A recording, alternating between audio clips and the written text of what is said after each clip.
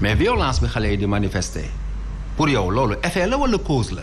waaw mais. parce que aussi li yëngu li ko yëngale ko ëpp doole doom day. non xam naa bu baax li nga wax c'est-à-dire professeur xam nga ñun am nañ fu ñu jaar xale yi di kaas nii ëpp ñu woon fit mais am na loo xamante ni ruusoon nañ di ko def ci réew fu fit tollu rek eggoon nañ fa mais yow giir na la ne daan nañ kaas di affronter gars yi di xeex ba am gain de cause te violence bi daawul toll. mais ñun dañ daan toj ah. non. génération non daawul egg à ce niveau. waaw mais parce que monde bi moo évolué aussi. daawul egg am na lu ñu daan bañ. oui. am na lu ñu daan bañ te loolu nag il faut ñu tolluwaat foofu c'est-à-dire que man je pense que aujourd'hui nit ñi am na foo xamante ne ragal nañ fa xale yi ba bu ñu gisee dëgg dañ leen koy wax dañ leen ko ragal a wax te xale yi il faut ñu leen di wax dëgg aussi il faut ñu xamal leen tamit di waxtaan ak ñoom parce que y a un désengagement que ça soit au niveau de la famille que ça soit ci au niveau de la rue ou partout tey boo gisee benn xale bu def dul yoon sax pour nga wax ko problème la parce que ragal nga wala ruus nga mu wax la si lu xamante ni ne bu ëllëgee. mais Omar est-ce que nekkuñu woon dos au mur suñu commencé peut-être di leen sànni ay lacrymogènes est-ce que du moyen de riposte boobu rek la ñu amoon instant bi ñu nekkee foofu. est-ce que foofu la commencé est-ce que dañuy jékki-jékki ñëw rek gars yi sànni leen. non mais je veux dire xam nga dafa commencé am ay soulèvement ñi commencé di wax di xuloo commencé sànnante ay xeer. oui am na sànnante ay xeer mais ma ne est-ce que tey jii le fait que ñu leen di sànni ay lacrymogènes pour disperser la foule est-ce que du gën a tax peut-être foule bi gën a agité ba ñu yegg bay yàq ak yooyu. de formation au niveau de la gendarmerie au niveau de la police. parce que police aussi ak gendarmerie war nañ devant une foule. ak quel que soit alpha ñu war a am benn maîtrise même bu fekkee ne sax xale yi ñu ngi sànni xeer war nañ mën a xool nan la ñuy calmer parce que dina am parfois ay nit di def loo xamante ni ne du noonu wala di gars yi sànni xeer nga gis policier wala nga gis ay gendarme yu dem vers eux discuter ak ñoom expliquer ne non il faut pas faire telle chose. mais quand même dañuy wax rek te yàlla tax nen ne à tous les niveaux et partout. xale yi même chez les enseignants ça existe il arrive parfois un élève benn enseignant wax ko dara wala benn professeur chaque jour professeur toog ngeen fi ba tàyyi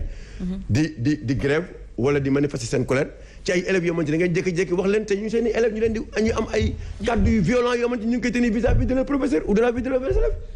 mais yooyu nag quand même il faut nag mag ñi nag jël ci ay dispositions wax ak ñoom xamal ne leen àdduna du nii wala affaire yi du nii ak nii la mais xale yi léegi koo ci wax wala koo ci def rek da koy manifester par violence. alors est-ce que c'est le peuple sénégalais wala la jeunesse moom moo violente sëñ Saliou. xam nga Omar li mu wax léegi professeur daf ko interpeller est-ce que c'est la cause ou bien est-ce que c'est la conséquence xale yi li ñu doon def conséquence la de l'inconduite de nos autorités je viens lu tax ma wax loolu parce que xale yi boo leen dégloo dañ la ñun dañu xëy suba tel stade bi toog fii ñu ne ñu duñu dugg ñu toog ba ci ngoon gi ñu ne leen du ngeen dugg nit ñi ñëw nañ dugg ñu ci bëri mais quelle est la part de ces jeunes là ci manifestation boobu parce que aussi autorités yi xamoon nañ li ñu def dañu jël carton d'invitation yi jox ko ñoom seen i ñooñ c'est-à-dire ñoom seen i proche lañ ko jox ñu ñëw jël feesal stade bi xale yooyu toogoon foofu même su fekkee ne mënuñu dugg te ñoom bu lii xew ci biir stade bi bëgguñu ko rater mais doo wut ay écran géant créé lu mel ni ay genre fan zone nga tegal leen ko foofu je suis sûr et certain que bu ñu ko defoon defal leen ay écran géant xale yi parce que ñoom kumpa bi moo leen doon rey parce que imaginez xale yi xëy fa ba heure boobu di dégg stade bi yuuxu yi di chanson yi et cetera loolu lépp ñu koy dégg te mënuñu ko gis finalement ñoom le seul moyen pour mën a participer ci loolu mooy jël ay xeer sànni ce que je n'approuve pas du tout mais nag c'est que aussi dafa am suñu autorité noo xam moom la ñu moom la ñu comporté woo ni ñu comporté woo moo di ñoom dañuy jël carton d'invitation yi fàtte jeunes yi ba pare jox ko seen i ñooñ xale yi nag dans un accès de colère ñu commencé di sànni bay toj loolu on ne l'approuve pas du tout wante li ñu waroon def c'est un problème d'organisation ça a été très très mal organisé ça a été mal organisé te loolu sax dafa feeñ ci après manifestation bi parce que après manifestation bi da ngay xool ne stade bi c'était plein de saleté te xam nga ñu ngi wax déjà infrastructure yu mel nii il faut toujours ñu koy entretenir. oui justement. gis nga lu mel noonu immédiatement nee na su amee rek c'est-à-dire nettoyage bi c'est immédiat bu nit ñi gën rek ñu koy nettoyer mais ba le lendemain mbuus yaa nga fa journaux yaa nga fa xottu orange yi lépp nga fa. c'est que loolu tam il faudrait que ñu faire gaffe un peu par rapport à ça. parce que mënuñu am mais pourtant le président Macky Sall il a dit que c'est une infrastructure boo xam ne qu'il faut préserver. il faut presque 800 millions à 1 milliard. mais loolu aussi buñ ko dégager il faut ñu am des équipes yoo xam ne ni manifestation bu fa am immédiatement après il faut ñu nettoyer. donc vraiment ce qui est arrivé keroog ci jeunes yi. man je dis que tout simplement c'est la conséquence de l'inconduite tout simplement de nos autorités bu ñu jëloon yenn dispositions yi ce qui est sûr et certain mooy xale yi du ñu egg si foofu bu fekkente nag ñoom xale yi mënuñu dugg nañ trouver un moyen boo xamante ni aussi pour faire participer au spectacle parce que xale yi spectacle bi moo leen taxoon jóg mais ñoom bi ñu leen loolu la ñu wax ñun ñoo ngi fi depuis ce matin ñu toog ba ci ngoon ñu ne duñu dugg ci stade bi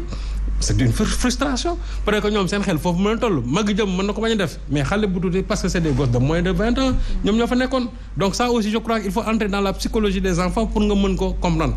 cela ne veut pas dire que xale yi dañu daw il est vrai que on a aujourd'hui un problème d'éducation dans ce pays mais ce qui s'est passé vraiment à Diamniadio kooku moom c'est de la responsabilité de nos autorités. Chère autorité ou il faudrait revoir un peu l'éducation wala un peu ce qui se passe par rapport aux jeunes. Oui, d'abord tey on parle de la crise de l'éducation donc éducation bi rôle am dafa des parce que lañ ca waroon def yëpp defuñu ko éducation civique ak yooyu yëpp on a un réel problème de citoyenneté dans ce pays c'est ça la vérité aussi beneen bi Omar l'a dit famille bi ni mu doon war a yareetul noonu parce que nit ki ci këram lañ koy yaree ba pare defar ko école bi waroon a yarul na mu war a yare mag ñi aussi exemple bi ñu won sama maam Moustapha Niasse mos na yor ngan di kaba dañ dem ba foog ni dañu nekk si dans la république des xeer quoi c'est-à-dire yow boo amee loolu metti sànni xeer moo koy régler alors que am na neneen nuñ ko waroon régler du dëgg c'est ça la abordé na du point de vue de l'organisation et cetera ça après mais pour man stade bi ak coût bi mu jar ak luñ ci mën a wax Sénégal daaw dañ fi toog ñu ne amuñu ay stades yu ñu homologué je profite de l'occasion même pour rappeler au président de la République du Sénégal en 2019 yow yaa ñëw Pikine dig leen da ngay defar seen stade bi ñu ngi lay xaar dañ ko gën a defar même pour entretenir suñu stade problème la ñu am stade bi tey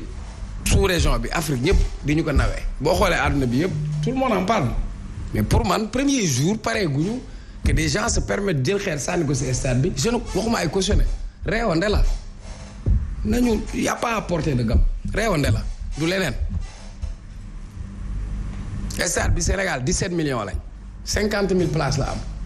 ku amul place amoo place ñiy organiser ay dugal nañ kii ak loolu yëpp man après mais man maa mënul accepter infrastructure bu mel noonu